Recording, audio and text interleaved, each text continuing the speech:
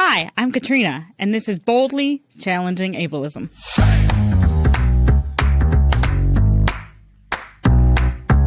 I'm your host, Katrina Simons. I'm the Community Program Specialist at the Institute on Community Integration at the University of Minnesota. This program explores various topics that impact people with disabilities in our community. Each episode addresses a different aspect of our society within the context of ableism. Ableism is the prejudice that stems from the belief or belief system that assumes someone is less capable or less worthy because of a real or perceived difference in ability or function. On this program, we hope to answer some questions you may have been afraid to ask, or maybe some you didn't even know you had. Thanks for joining us. I hope you enjoy the conversation.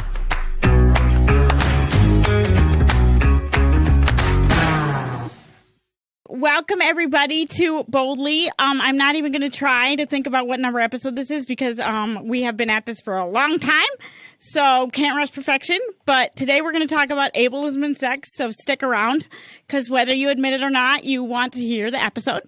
Our guest today is Katherine McLaughlin from Elevatus Training. Welcome, Katherine. Can you introduce yourself to the audience? Absolutely. Hello, audience. I am Katherine McLaughlin, and I'm a sexuality educator and trainer. And I've been doing this work for over 30 years. And really, what I thought I would tell you a little bit about how I got into this topic. Yeah. So I was working for Planned Parenthood. I was doing education in the schools, talking to young people about contraception and how to talk to their kids about sexuality. And developmental disability agencies reached out to me and said, we need help addressing this with people with disabilities. And then at that same time, I had an accident and acquired a disability. And I was in my mid-20s. So I think those two pieces kind of came together. When all of a sudden I had a disability, I realized people were treating me differently because I had a disability. I was the exact same person. I just had gone through an experience, and now I was getting around in a different way. But I was really basically the same person. And all of a sudden, people were treating me differently. So I got interested in disability awareness. I was doing sexuality education. They kind of both came together. So that's really how it all began. Okay, that's great. Let's see. Can you tell us a little bit about Elevatus Training and what your company does? Yeah, absolutely. So Elevatus, and the name comes from this idea of elevating the status of all people. And so elevate us. And about 6 years ago, I started Elevatus. I've been doing this work, like I said, for over 30 years. And I would work in sort of a small business on the side. I would do training while I worked full time in other ways. But about 6 years ago, there was enough of a request for me to train others that I was able to start doing this full time. So that's when Elevatus started. And what we do is we provide education and training, and we create education materials and tools and all kinds of things so that people can address sexuality.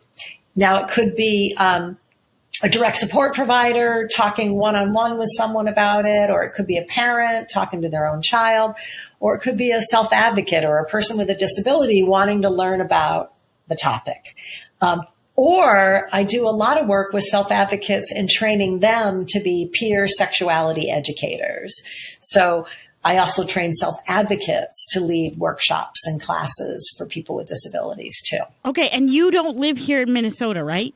I do not. I live in New Hampshire. New Hampshire. Okay. Yep. And before you had Elevatus Training, what kinds of other jobs did you have? Did they all have to do with sexuality? Yeah, well, pretty much. I worked at Planned Parenthood for 22 years, and that's when I first started doing this work. I also worked at a local college, teaching human sexuality, to students in the college. And I also just did just general health education kinds of work over the years. Okay. So a sexuality educator, do you go to school to become one of those, or? Yeah, that's a good question. No, you don't actually. It's different than like a teacher, a school teacher, where you have to be, go to school, but it's good to get trained and it's good to learn.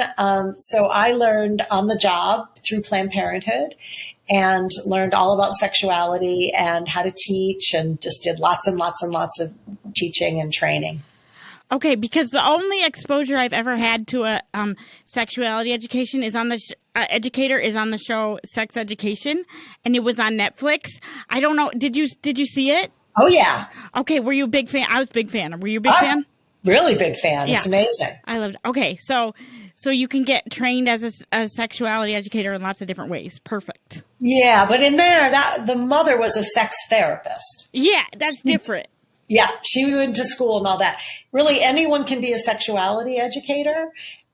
You can become certified after you teach a number of years and learn a certain thing. You have to go through a certain process, but people start teaching right away. So you live with an acquired disability, as you said before. If you're comfortable talking about it, I'm wondering if you notice changes in how people talk to you about sex, or how they talked about sex around you once you were injured. And if you could talk a little bit more in depth or specifically about that.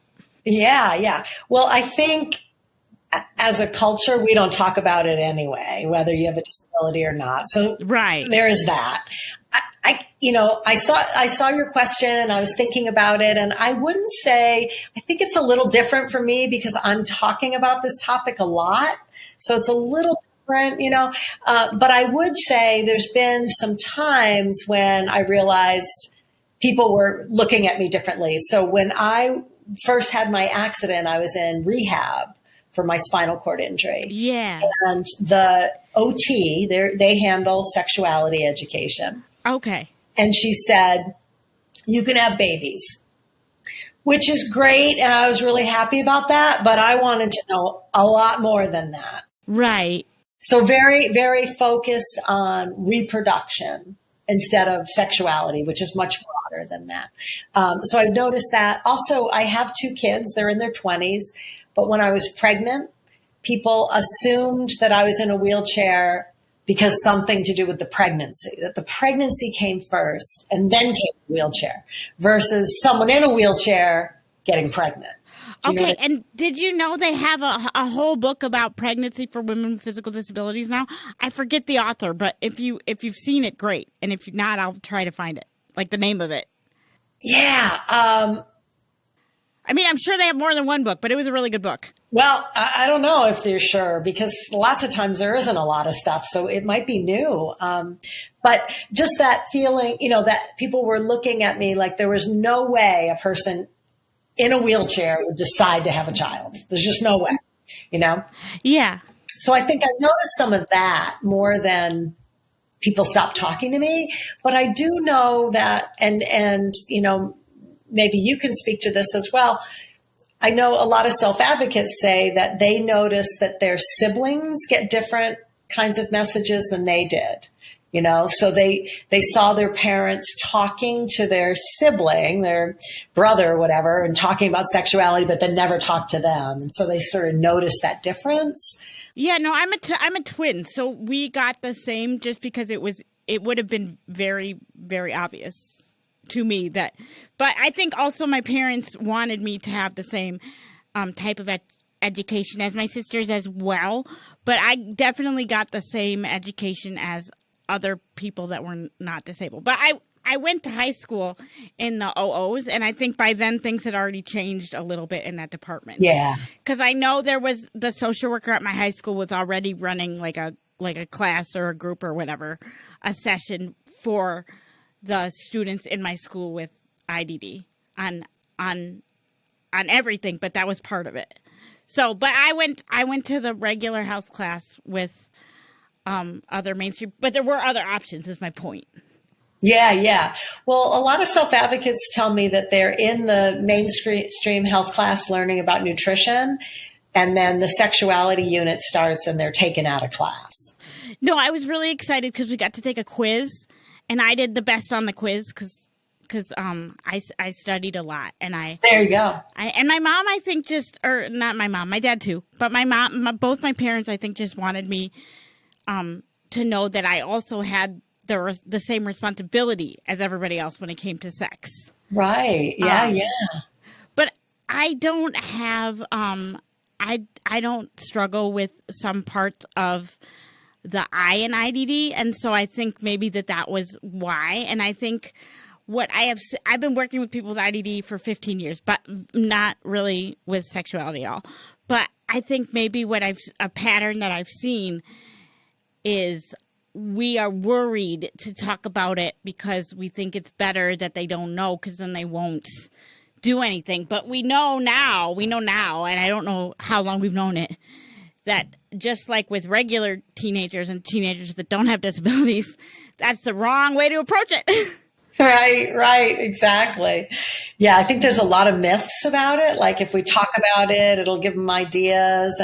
And really, I'm always saying knowledge is power, knowledge is protection. Ignorance is not bliss. Yeah, well, and I just think that's really, even if it wasn't about sexuality, that would be a really offensive line of thinking, because you're basically saying that people with intellectual disabilities don't think on their own. And they do. Right.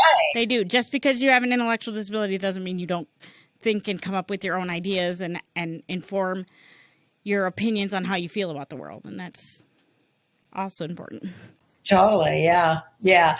But I think you're right. It's probably the cognitive impairment piece that makes it even harder to have access to sexuality education. So have you seen that shift happen in the course of your work? The shift of? Yeah, the shift of not talking to people with intellectual disabilities about sex? Oh, yeah.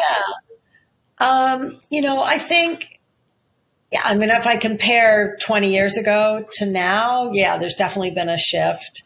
I think what I've noticed is 20 years ago, people would say, oh, will you come in and work with people with IDD around this topic? And so I would come in, I would teach and do all this stuff.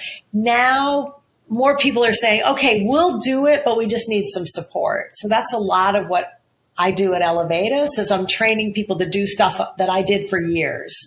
And are you happy to have them do it, or do you miss it when you would get to do it? I still do it myself too. Okay. No, I just think there's such a need that the more people that are comfortable talking about it, the more we can change some of these statistics and change people's lives. So no, I think it's great. Okay. So it's not like if they do it, you don't get to do it. There's so much need for it that everybody should be doing it. Exactly. Like we should all learn CPR. We should all learn how to talk to lots of different people about sexuality. That's right. Exactly. We should all be sexuality educators. Okay. Do you get a lot of pushback from the families of persons with IDD, or not really? I do get some, absolutely. And just like people without disabilities, there's some resistance there too. Oh, yeah, because like if you're really religious or whatever. Yeah, sure. Yeah, I mean, there's probably more around disability. And I think that just in general, a lot of parents can feel really worried about this. That whole dignity of risk thing. And I don't want them to take the risk because it might be more dangerous, and I want to protect them. Right, exactly. And, you hear about the statistics around sexual abuse, and then you say, yeah, I'm just going to protect instead of educate. I'm just going to keep them safe and close. And that actually makes people more at risk. Because I think no matter who you are, when you educate yourself about sexuality, you are protecting yourself, because you can make the right choices and exactly and have the right tools to make good decisions and then make them. Yeah, exactly. I mean, it's one thing, it's one thing to make decisions, but we really want to make informed decisions. Right? Yeah. Totally. So when you do get pushback from families, what might that look like? Well, you could hear things like, I don't want to open a can of worms, or my child's not interested. They don't really need this, or, sometimes I'll hear things like that talk about sort of mental age, like, well, they're really only a 6-year-old, mentally. And so I have to do a lot of just sort of dispelling myths. Like if you talk about it, actually that'll reduce risk. And young people who talk in particular to their parents are more likely to wait to have sex. And if they do have sex, more likely to use protection. So I have to just eliminate some of those myths that are out there around the topic. And also I often will say to people who are resistant, like, what worries you about that? Right. So sort of get underneath, like, what is it that's worrying you about your child learning about this? So then I can reassure, like, once I understand what the worry is, then I can talk about how sexuality education is prevention. Right. So you're not technically a therapist, but kind of that mindset of meeting people where they're at. Yeah, right. Exactly. Yep. And gently nudge. Okay. What is the most surprising thing about working and specializing in the intersection of sexuality and disability? One of the most surprising thing. I mean, I think some of what we talked about, like how much resistance there can be. Yeah. And just that mindset that education is dangerous or something. So I think that's kind of somewhat surprising. I find that people with disabilities want to learn about this. You know, they say, you know, one person said, I learned by the school of hard knocks, and I'm still getting over the trauma of learning the hard way. So, you know, people want to learn about this, people with disabilities, they want this in their lives. And so they're not the barrier. Usually the barrier is people that are surrounding them. Right. And, you know, maybe it's a professional or a parent or a guardian, and they're the ones that seem to be more resistant, where the people themselves are like, yes, I want to learn about this. I'm a human. And so I think I have to do a lot of everyone is a sexual being, and that doesn't mean they're having sex. It means they have a sexuality. And since everyone has a sexuality, we all need to learn about it. So, yeah, so that's kind of a surprise. I think the other thing, when I first started doing this work, there weren't a lot of materials available. So I went to work with a group of self-advocates in Vermont, Green Mountain Self-Advocates. Yeah, we know. We work with Max Burrows. Oh, yeah. Yes, Max is my friend. Yep, we go way back. Yeah, so that whole group, this was years ago, I think even before Max was working there. And I went to talk to them and I said, why do you want to learn about this topic? And they said, hold on a second, nothing about us without us. We want to help you create these materials. We want to be part of designing it. Oh, and we also want to be one of the teachers of this. And so I think for me, that was like one of those aha moments where I was like, of course, that makes absolute sense. Here I was thinking, oh, I'll just figure it all out. I'll make my own curriculum. And they were like, no, I don't think so. So that was kind of a surprise for me. Like I hadn't really thought about it. And then when they said, and we want to be one of the teachers, I was like, okay, you go. Yep. You were like, we're going to have to make a shift here, but okay. Exactly. Right. And good thing they woke me up. What do you think still needs to change about our thinking around sexuality and disability? Well, I think first, just in general, sexuality, that as a culture, whether you have a disability or not, we really need to get over this negative view we have of it. And what I do is I often ask people, like, growing up, what was the primary message you got about sexuality and relationships?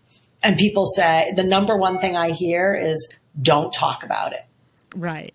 I think that's something that we have to start talking about in general. It's okay to talk about this topic. It's an important, healthy, positive part of people's lives. Like change the messages that we have around it. So I think that needs to happen. And then if we layer disability on, yeah, like what are our thoughts about people with disabilities? They're not interested in this. They don't want this. They probably can't do this or that. To change our thinking that everyone is a sexual being. So I think that still needs to happen. And just really, like, even though it's uncomfortable, it's okay to talk about it. Did you ever see the movie Mean Girls? I did. I love that movie, and I love Tina Fey. Yes, I love Tina Fey too. Big fan. Do you remember the gym teacher? He says, yeah, if you have sex, you'll get chlamydia and you will die. Right. So that's kind of how we talk about it in our culture. Right. And that's not how we should talk about it anymore. No, let's stop that. It's not 1950s. Let's move on. There you go. Exactly. Yeah. Yeah. So we try to scare people and control them rather than give them information and trust them and help them make their own choices. Right. And we know that abstinence only sex education doesn't work. We've been there.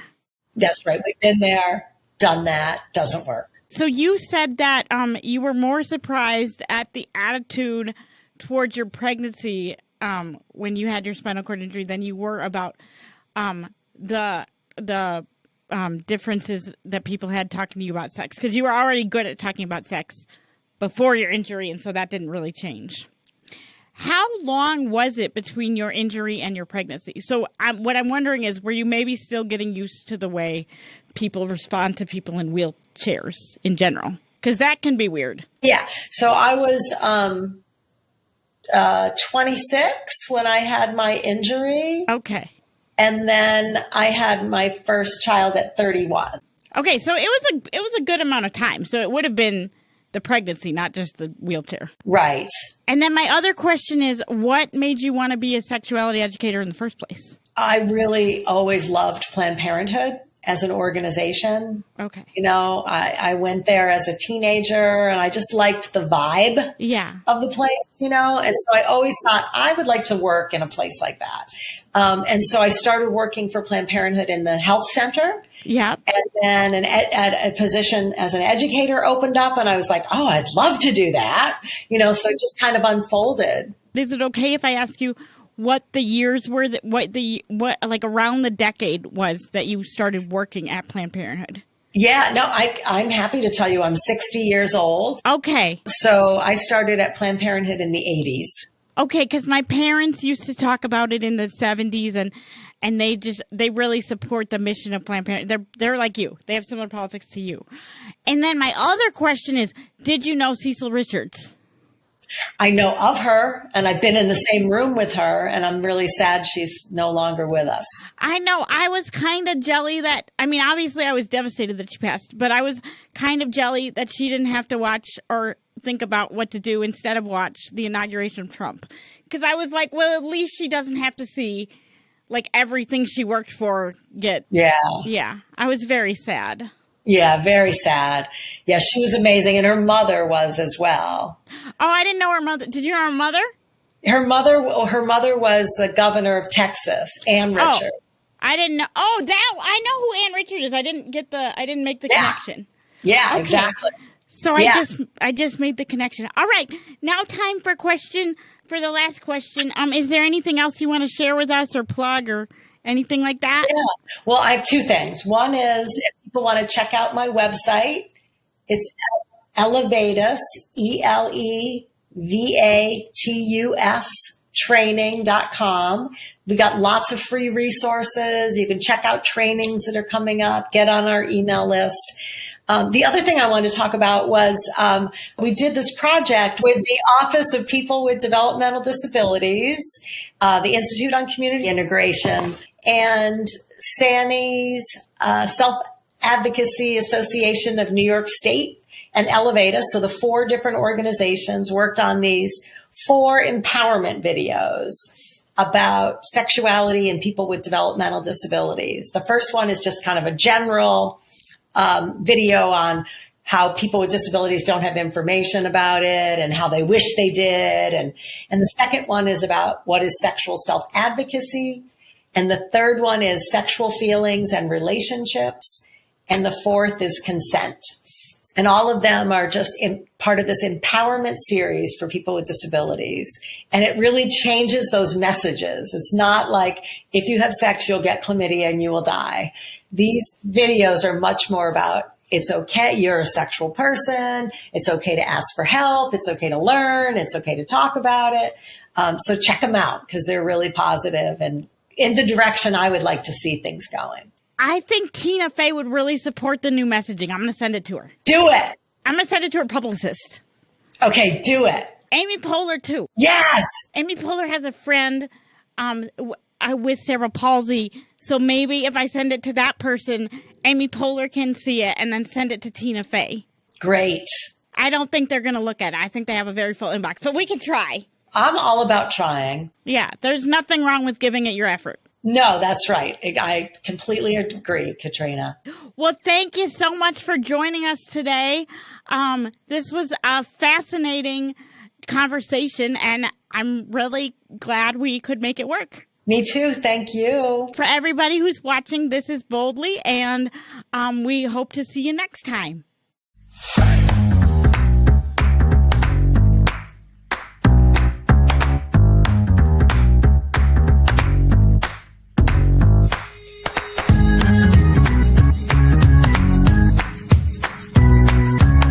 Oh my God, we have to do it again? No. Oh God, okay, we got it. Yeah, I can work with that. Okay.